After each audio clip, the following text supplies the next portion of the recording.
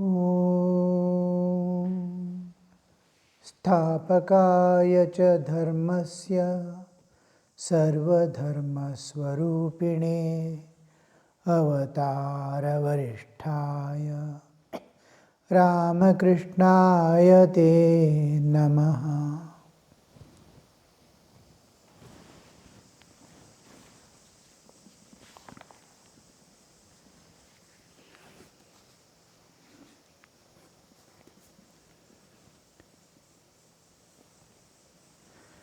A devotee is telling to Sri Ramakrishna, I find it is extremely difficult for a householder to realize God.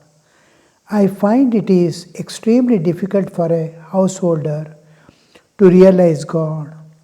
How few people can lead the life you prescribe for them. I have not found any master. Why should that be so? I have heard of a deputy magistrate named Pratap Singh. He is a great man. He has many virtues, compassion and devotion to God. He meditates on God. Once he sent for me. Certainly there are people like him. A devotee is telling, for a householder with all the responsibilities and duties that he has to discharge during his lifetime, so many engagements, the earning on one side, family problems on the other side, social things to be attended, duties, other duties and responsibilities, all will be crowding his mind. Even to sit for few minutes to empty the mind one finds extremely difficult.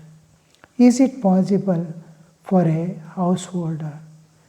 I have not seen anybody, the devotee is saying, I don't even know whether anybody whom you prescribe the spiritual practices will be able to do.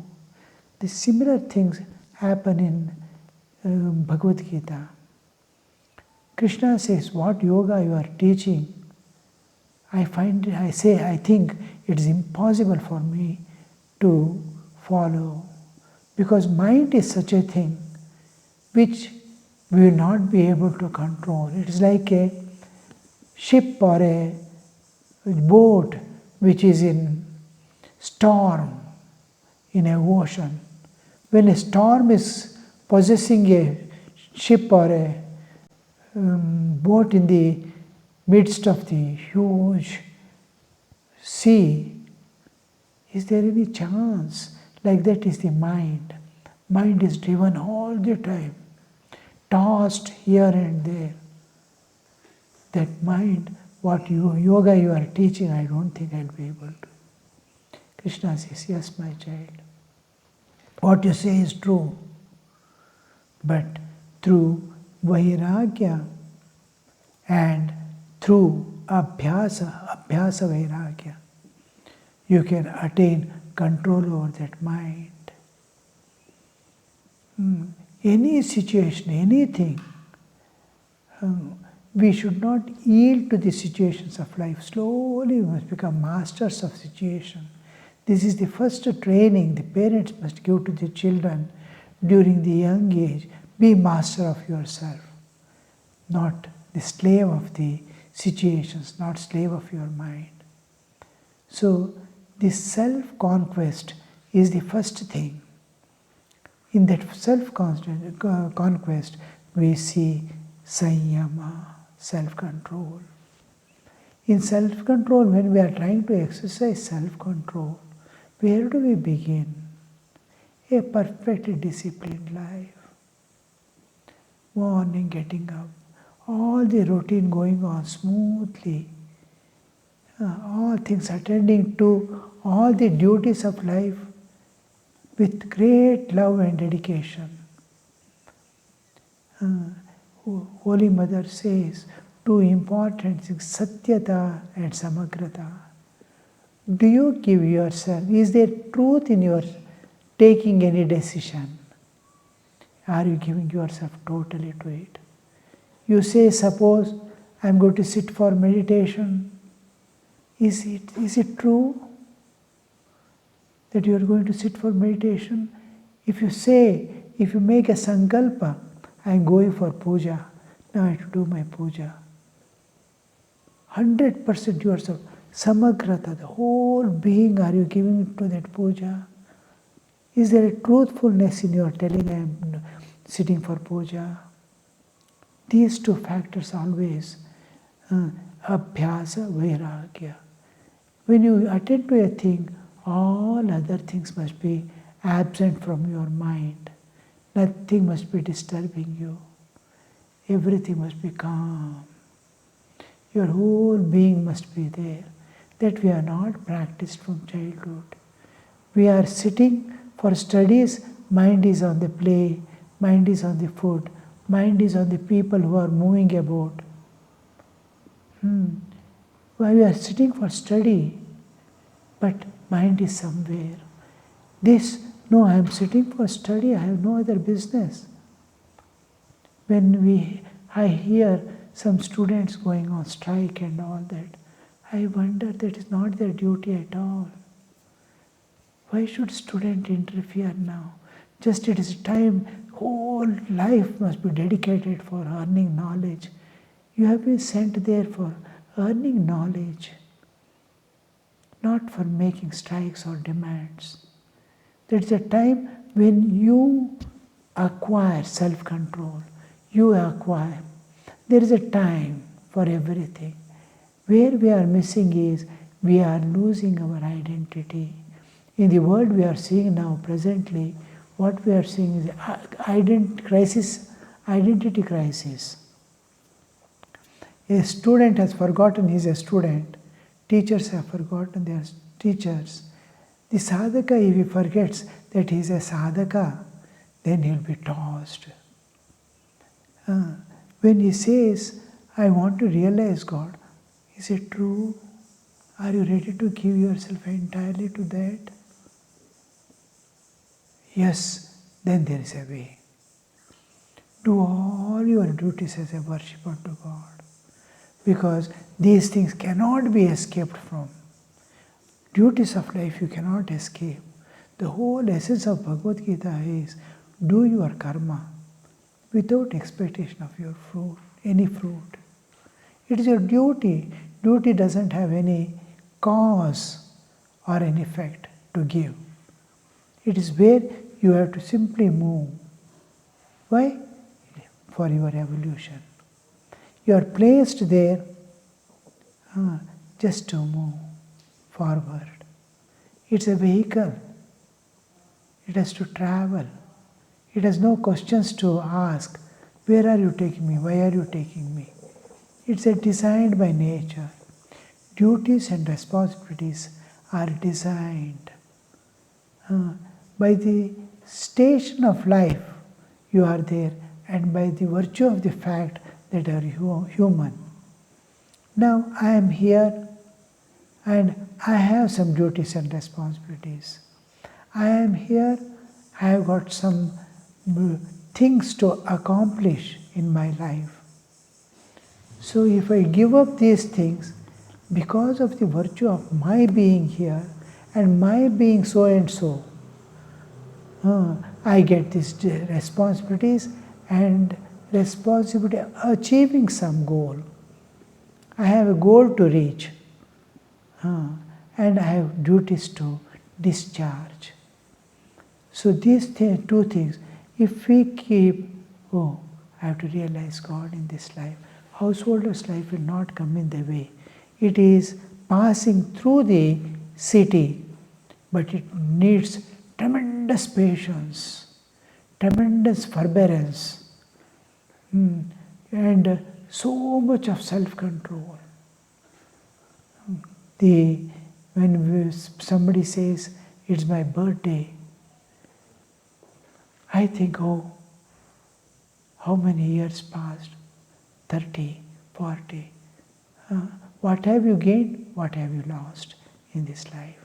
I spent so many years of my life. What did I gain? What have I lost? So always it is the stock taking day. Birthday is a stock taking day. Similarly, when they say my marriage anniversary, my 10th marriage anniversary, 10 years you have spent as a householder. How much of self-control did you acquire? How much of what duties you have to discharge as a householder?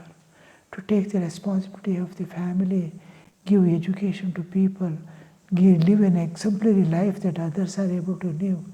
Your duties towards society, your duties towards the nation, all this are you discharging?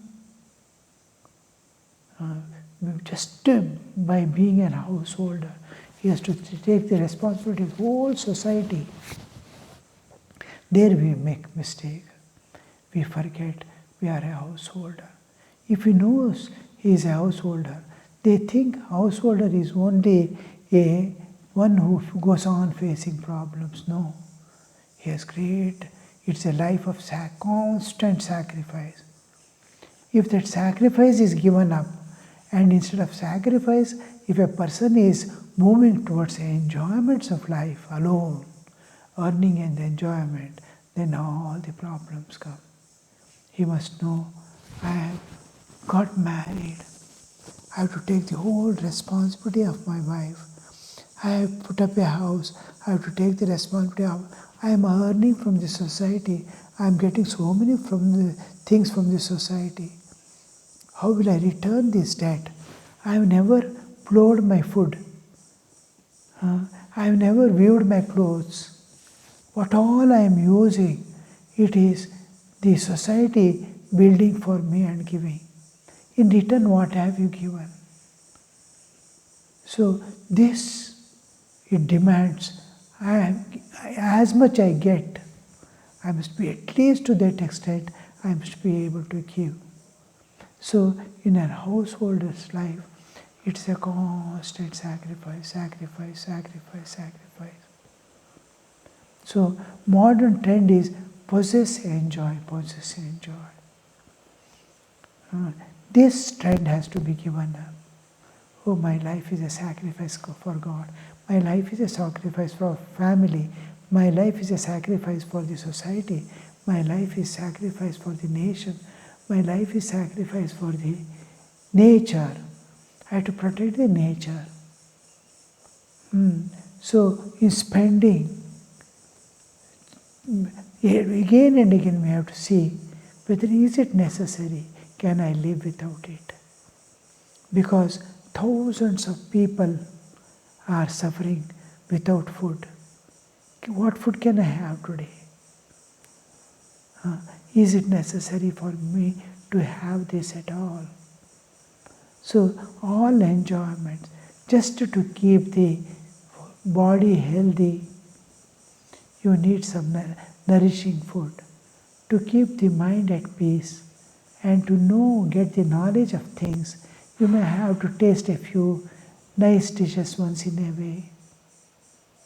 So to anything you see in your life, always see, can I do this?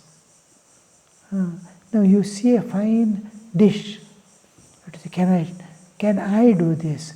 You hear a fine song, can I sing that? You see a nice poem, can I write like this? You see a chair, can I make this chair? Here you see, you are really learning. Life is a constant learning. What are you learning every day? Something new? What knowledge you are gaining? Some book you saw? Just a look at the book. Some time to contemplate. When you start doing this, slowly the intuitive power awakens from within. Once the intuition awakens, it is a constant supply of knowledge from within. You need not search books, you need not enter into the internet and the Google and this and that to know. From inside you are getting whatever you need. All knowledge is within you. You don't lack anything. And at a look, you are able to gain. At just a sight, you are able to gain. So this kind of life,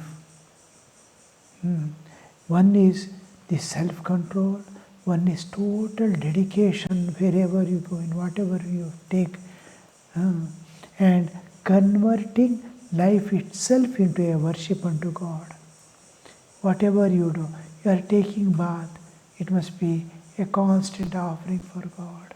Oh Lord, I am keeping this body for your sake. I want to reach you. I am giving bath to your, offer that to God.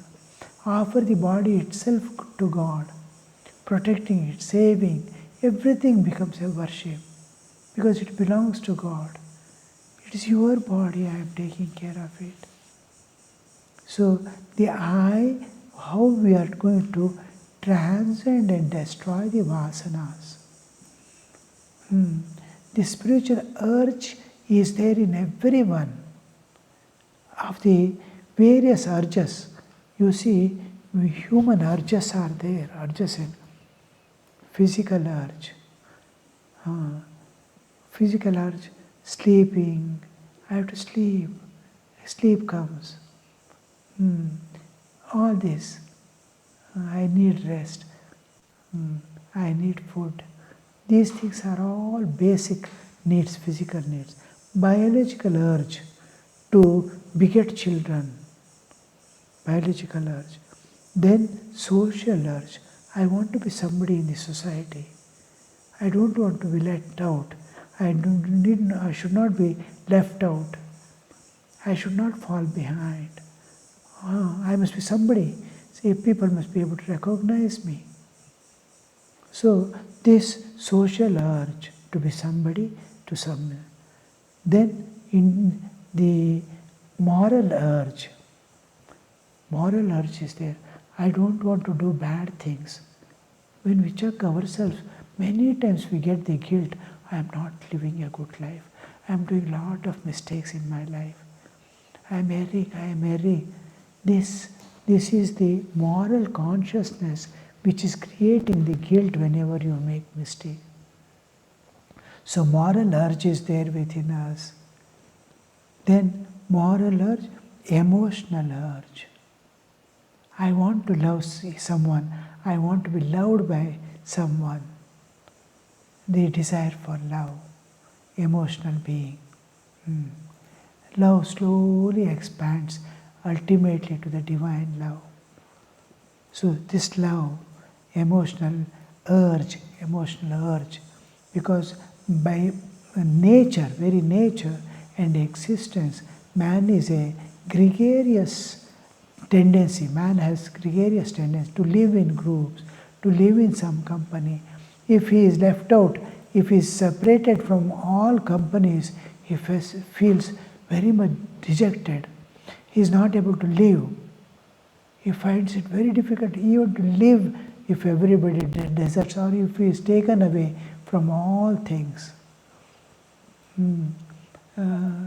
I was asking the other day, suppose there is some spacecraft which is going now, some spacecraft is going millions of miles away. Suppose you are asked to sit in it and go, are you ready? What would be your, you was thinking, will I be able to leave everything alone somewhere? It is taking away into this space. What will be state? In North India, a few places, the borewell was dug. It is to the extent of 1.5 feet broad when they dig out. And because they did not get water even 400, 500 feet, they leave it as it is and come away. Many children have fallen into it. Small young ones moving about and playing. They have gone 300, 400 feet inside. They cannot be removed by any means. Whatever you do, 500, there is nothing, no machines, nothing to rescue them back. And what would be their state there? Left alone. No father, no mother, nobody to help, nobody to give food. What would be their state? They are left there forever. Of 5 or 6 cases, one they were able to save by digging another borewell in the side and going. It was 140, 150 feet. So they could manage taking out 3-4 bores and going by the side and somehow rescue. Otherwise, they had no chance. The parents weep sitting by the side. So this gregarious tendency to live, how much torture it gives if you are separated. Here we see the emotional urge in man. Then there is the intellectual urge. Intellectual urge to know, to design, to think. Then aesthetic urge. Aesthetic, to beautify. The nature itself is beautiful. Everything is so beautiful. Nature itself. Look at the sky. Look at the sky, stars at night. Look at the sunset, sunrise. Go near any plant land, look at its life. Everything is exciting, everything is so beautiful, so nice.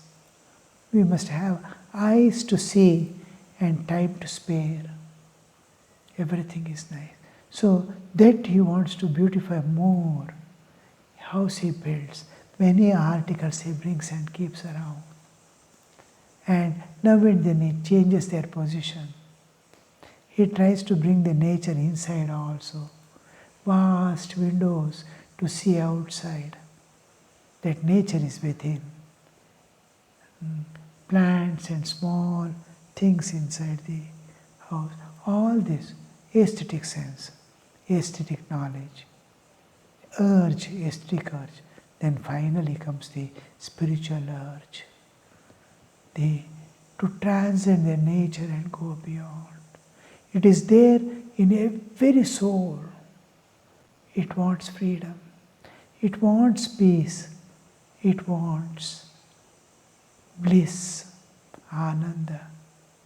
Where to get?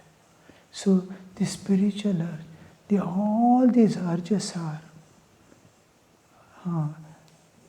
has no meaning except that it supports ultimately the spiritual urge. For the sake of, we cultivate all this, guide them, all that, just to keep the bodily existence survive and maintain, whether it is physical or intellectual. All these are meant only to raise ourselves to the spiritual level, spiritual urge, to fulfill that spiritual urge. The basic and the last urge that sustains and takes you beyond the nature is the spiritual urge.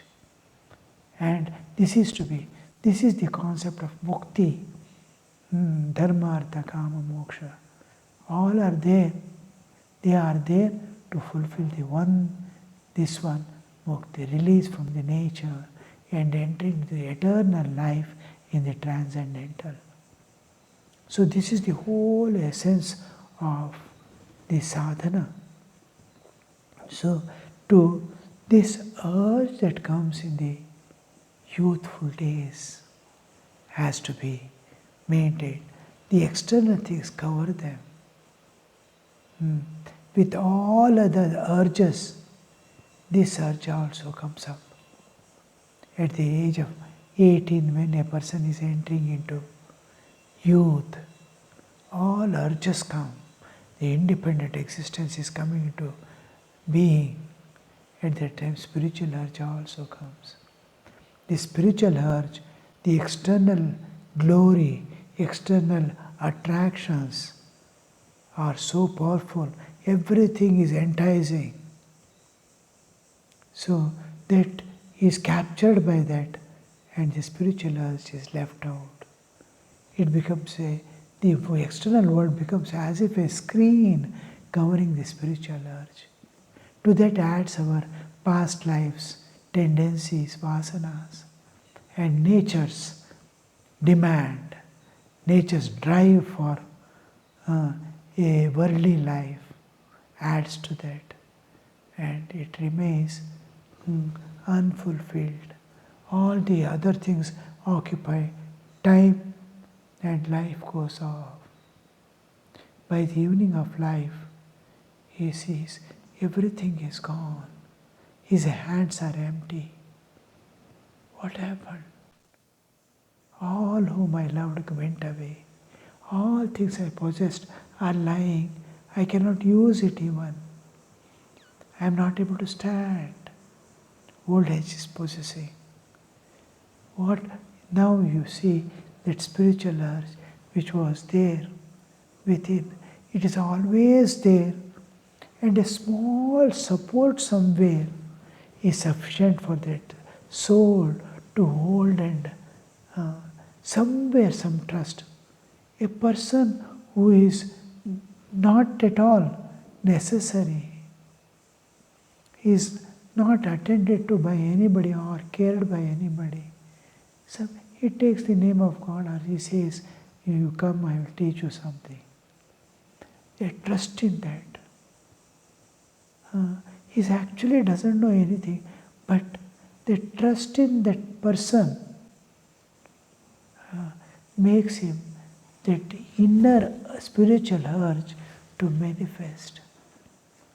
Slowly, somewhere, a bhajan may transform. He may feel like singing bhajans, learn something. These are the spiritual holdings, like a creeper. It's tendon, it's spreading and gripping some small things and climbing up. The jiva starts climbing up. The spiritual urge is there, whether you are a householder or a sannyasi, whether you are wherever you are, in whatever state, whether you are in dreaming state or deep sleep or awake, or you are bedridden because of old age or sickness, spiritual urge is as it is. So we have the two existences of our bodily existence, spiritual existence. Slowly we must move away from the bodily existence and insist the spiritual existence. More and more identify with that and become indifferent to things. All things will go on. All things you sacrifice. All things you will give your life. But internally you are calm and quiet. Through this spiritual life, every householder can do all things needed to be done in his lifetime, including God realization. God realization is not impossible, though it is difficult, more difficult than the path of sannyasa. But it's always possible, and it has to be done. Om Shanti Shanti Shanti Harihi Om Tat Sat Shri Ramakrishna Arpanamastu.